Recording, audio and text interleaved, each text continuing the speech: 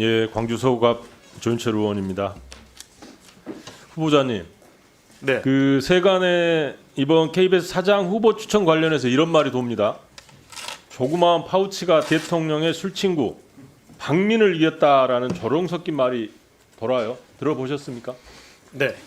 예, 이런 이야기가 왜 나온다고 생각하십니까? 다수의 국민은 용산의 지령을 받은 행동대장 박민 사장이 박장범 후보자를 9시 뉴스의 앵커로 기용하기 전까지 박장범 후보자에 대해서 전혀 몰랐기 때문입니다. 왜냐하면 기자로 활동한 10년 남짓 동안 특별히 평가받을 만한 기사도 없었고 이후에는 앵커와 간부, 특파원, 이런 비서실장 등 이른바 꽃길만 걸었기 때문이라는 평입니다. 그랬던 후보자가 세간의 주목을 받고 용산의 낙점을 받아 이 자리에 설 수 있었던 결정적 계기는 지난 2월 대통령실을 가다 특별대담의 진행을 맡으면서였습니다. 당시에 주가 조작, 양평 고속도로 등 김건희 여사의 수많은 불법 의혹이 불거지면서 대통령의 지지율이 10%대로 추락하자 용산에서는 대담쇼를 기획했던 것입니다. 물론 과거에도 대통령이 국민을 대상으로 담화나 대담 나서는 경우가 있었습니다. 지난 19년 문재인 전 대통령도 KBS와 대통령에게 묻다라는 대담에 나선 바 있습니다. 하지만 박장범 후보자가 진행한 대통령실에 가다는 사뭇 달랐습니다. 당시에는 생방송이었는데 이번에는 생방송이 아닌 녹화를 통해 철저히 기획된 각본대로 질문했고 답했습니다. 동영상 한번 보시겠습니다. 이런 판단을 하고 있는 것이고 그렇기 때문에 지금 대통령께 독재자라고 얘기를 하는 것 아니겠습니까? 그 독재자 들으셨을 때 어떤 느낌이셨습니까? 최근에 많은 논란이 되고 있는 이른바 이 파우치. 네네. 외국 회사 그 뭐 조그만한 백이죠. 네. 그 백을 이 어떤 방문자가 김건희 여사를 만나서 그 앞에 놓고 가는. 적어도 박장범 후보자가 기자 정신을 제대로 갖췄다면 영부인이 왜 고가의 선물을 받았는지 국민에게 사과할 의향은 있는지 국민이 원하는 질문을 했어야만 했습니다. 하지만 실상은 어떠했습니까? 철저히 대통령과 영부인의 입장에서 그들을 대변하고 그들의 행위를 정당화하기 위한 가스라이팅에만 몰두했습니다. 박장범 후보자가 이를 어떻게 정당하고 애국했는지 하나하나 따져보겠습니다.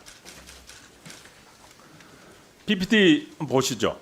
영부인과 수개월째 카카오톡으로 실제 대화를 나눴고 이미 고가의 화장품을 선물 받은 바 있었지만 박 후보자는 이를 신분이 검증되지 않은 자가 마치 영부인에게 접근한 것처럼 프레임을 씌워 질문에 나섰고 윤석열 대통령은 마치 질문을 기다렸다는 듯이 영부인으로서 국민을 박절할 수 없어 어쩔 수 없이 방문을 허락했고 선물과 몰카는 경호와 의전의 실패로 물타기에 나섭니다.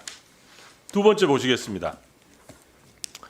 핵심은 많은 논란이 되고 있는 이른바 파우치, 애국회사의 뭐 조그마한 백이라며 크리스찬 디올의 300만 원 상당의 고가 명품백을 마치 동전 지갑 정도의 별것 아닌 패션 소품 정도로 평가절하를 시도합니다.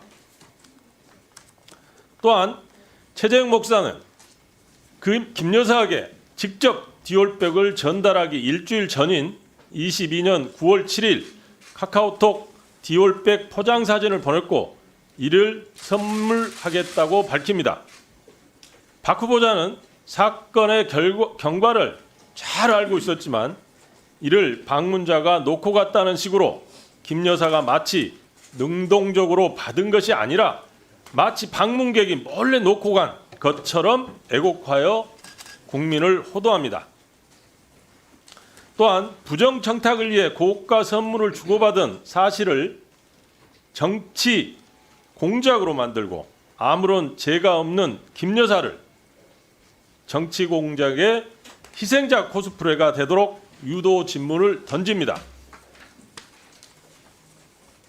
결국 대담을 통해서 박장범 후보자가 주장하고 싶었던 것은 국민을 박절할 수 없었던 영부인이 선친을 떠오르게 하는 민원인을 만났고 별거 아닌 조그마한 파우치를 놓고 갔다. 사실 이건 부부싸움거리도 안 될 해프닝인데 이를 정치 공세로 몰고 가려는 야당의 정치 공작에 죄 없는 영부인이 희생된 사건이었다. 였습니까? 이걸 연출하려고 하신 거죠? 아닙니다.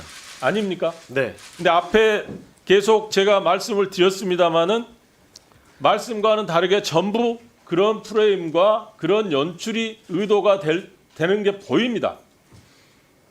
의원님은 그렇게 보실 수 있지만 네. 제작 의도는 전혀 그렇지 않았습니다. 그러니까 제작 의도와는 상관없이 실제로 국민들이 어떻게 느끼고 그거를 보는 시청자들이 느꼈냐가 중요하겠죠. 그 제작 의도에는 그렇게 안 썼을지는 모르지만 기획 안에는 안 썼을 수 있지만 마음속에 심중 쪽에 그런 식의 의도를 가지고 접근을 했다면 국민들은 그렇게 느낄 수밖에 없었을 겁니다. 네, 그런 의도를 가지고 접근하지 않았습니다. 후보자님, 너무나 저열하고 싸구려티가 나는 이번 대담쇼는 용산에서 기획하고 KBS 옷은 박 후보자가 연출한 작품이 맞다고 저는 생각합니다. 아닌가요? 저는 동의하지 않습니다. 사실 맞다면 후보자는 권력의 편에서 동의하지 않으시지만 그들의 입맛에 맞게 연출하는 재능 있는 연출자라고 봐야지 진행자라고 보기는 상당히 힘들어 보입니다. KBS 사장뿐만 아니라 장차 윤석열 정부에서 크게 성공해서 아마 장관까지 가지 않을까 싶습니다. 어떻게 생각하시나요?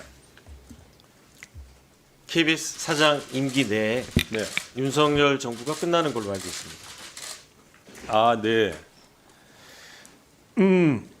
제가 하나 좀 보여드리겠습니다.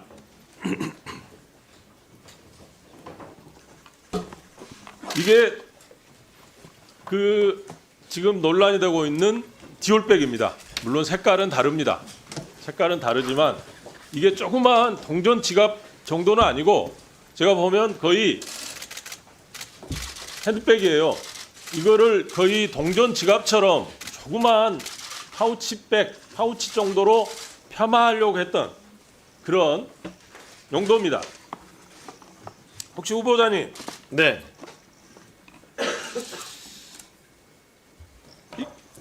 아마 이 정도는 아마 현 정부에서는 제가 안 된다고 생각하시는 것 같아요. 김건희 여사도 무혐의 처리를 하셨잖아요. 받은 거에 대해서 알고 계시죠? 검찰의 무혐의 처분에 대해서는 알고 있습니다. 예. 그래서 이 정도 받는 거는 아마 아무 죄가 안 된다라는 게 이제 현 정부의 판단인 것 같고 국민권익위원회에서도 홈페이지에 이 정도는 괜찮다라는 취지에 이미 홈페이지에 글을 올린 걸로 알고 있습니다. 혹시 우리 저 부인께서 이런 것을 받더라도 박절하게 부부싸움하거나 하시지는 않으시기를 바랍니다. 이상입니다. 자, 그러면 지금부터 잠시만 주목해 주시기 바랍니다. 제가 구독자분들을 위해서 선물 하나를 준비했는데요. 제가 항상 여러분들께 드리는 말씀이 있습니다. 뉴스만 평소에 잘 챙겨보셔도 돈이 되고 돈을 벌 수 있다라고 말씀을 드렸는데요. 여러분들은 여기 보시는 삼성전자 뉴스를 보고 어떤 생각이 드세요? 아니면 정치인들의 뉴스, 날씨 뉴스를 보고는 어떤 생각이 드시나요?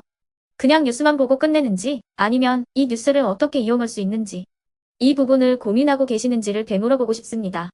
그 이유가 뭐냐 하면 제가 지난번에 여러분들께 뭐라고 말씀을 드렸었죠? 지금은 반도체 섹터를 눈여겨보셔야 한다고 말씀드렸습니다. 그리고 나서 이런 썸네일들 뉴스를 통해서 많이 보셨을 겁니다. 반도체 내용이 이슈가 됐을 때 부자들은 어떻게 생각한다? 반도체 관련주들은 뭐가 있는지, 어떤 종목이 가장 좋은지, 어디에 투자해야 돈이 몰리는지 자연스럽게 생각한다고 제가 말씀을 드렸죠. 그 이유가 뭐냐 하면 부자들이 봤을 때는 이슈가 곧 돈으로 이어지고 그 이슈가 나에게 돈을 벌어준다는 경험적 확신이 있기 때문에 부자들은 항상 이런 사회적 이슈를 관심 있게 챙겨본다고 제가 말씀을 드렸습니다. 이번에도 마찬가지인데요. 제가 지난번에 시청자분들과 함께하는 주식으로 수익 내기 이벤트를 진행했었죠. 당연히 100% 무료로 진행을 했었고요. 여기 보시면 아시겠지만 제가 지난번에도 구독이라고 보내주신 모든 시청자분들께 반도체 관련주 중에 가장 크게 급등할 딱 한 종목, 많은 종목도 아니라 한미반도체 한 종목을 여러분들께 추천드렸어요. 그러면서 여기 나와 있는 대로 정확히 얼마에 매수해야 하는지, 그리고 수익률이 어느 정도 나왔을 때 팔아야 하는지를, 이런 부분들까지 여러분들에게 정확히 알려드렸었는데 지금 실제로 어떻게 되었다? 오른쪽을 보시면 아시겠지만 제가 지난번 문자 발송으로 이 한미 반도체를 소개해드리고 나서 실제로 이렇게 5배 이상 어마무시한 상승이 나왔습니다. 100만 원만 투자를 했어도 무려 500만 원이 넘는 수익금이 생긴 거죠. 그래서 당시에도 굉장히 많은 분들이 제가 드린 이 한미 반도체로 수익을 내실 수가 있으셨을 텐데요. 다시 한번 축하드린다고 말씀을 드리겠고, 이번에도 마찬가지입니다. 앞으로도 2024년, 2025년 계속해서 기대해볼 섹터는 AI입니다. 그 중에서도 AI 반도체는 그 누구도 부정할 수 없는 미래성장 산업입니다. 그러면 우리가 어떻게 생각해 볼 수 있을까요? AI 반도체 종목 중에 앞으로 크게 대장 역할을 하면서 10배 이상 급등할 수 있는 텐베고 종목을 지금부터 열심히 추적해야 한다는 겁니다. 큰 돈을 투자하지 않더라도 월급의 일부분 아주 소액이라도 이 종목을 모아가야 수백 %의 수익률을 손에 쥘 수 있는 것이죠. 지금 여러분이 보고 계시는 이 유튜브 또한 AI 반도체와 아주 밀접한 연관이 있고, 반도체야말로 대한민국의 핵심 산업으로 앞으로 더더욱 시장은 성장할 수밖에 없습니다. 그렇기 때문에 제가 이번에도 뭘 보내드리고 있냐면, 지난번과 똑같이 구독이라는 문자를 보내주시면 제가 AI 반도체 관련주 중에 앞으로 대장주 역할을 하면서 주가가 가장 크게 급등할 한 종목을 여러분들께 문자 발송으로 종목명과 사고 파는 시점을 모두 알려드릴 건데요. 그 문자를 받고 여러분들이 주식으로 돈 버는 연습을 한번 해보셨으면 좋겠고요. 혹시라도 나는 주식을 하지 않는다 하시는 분들은 주변에 주식하시는 지인분들에게 말씀을 해주셔도 되고요. 아니면 연세가 있으셔서 투자가 어렵다 하시는 분들은 이 종목을 자녀분들에게 한번 사봐라, 이걸로 한번 수익을 내봐라, 이렇게 조언을 해주실 수도 있는 거겠죠.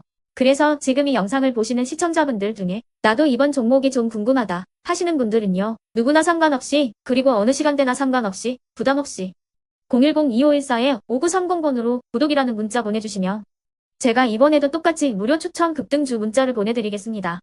이해되시겠죠? 제 번호 010-2514-5930번으로 구독이라는 문자 보내주시면 여러분들이 직접 이슈를 통해서 돈 버는 연습을 해보실 수가 있는 거고, 제가 돈을 받는 것도 아니고 투자를 대신해 드리는 것도 아니기 때문에 부담 없이 신청해 주시면 되는 겁니다. 그리고 수익이 나면 저는 다른 것은 하나도 바라지 않습니다. 제 채널에 구독, 좋아요 한 번씩만 눌러주시라, 이렇게 다시 한번 말씀을 드리겠습니다.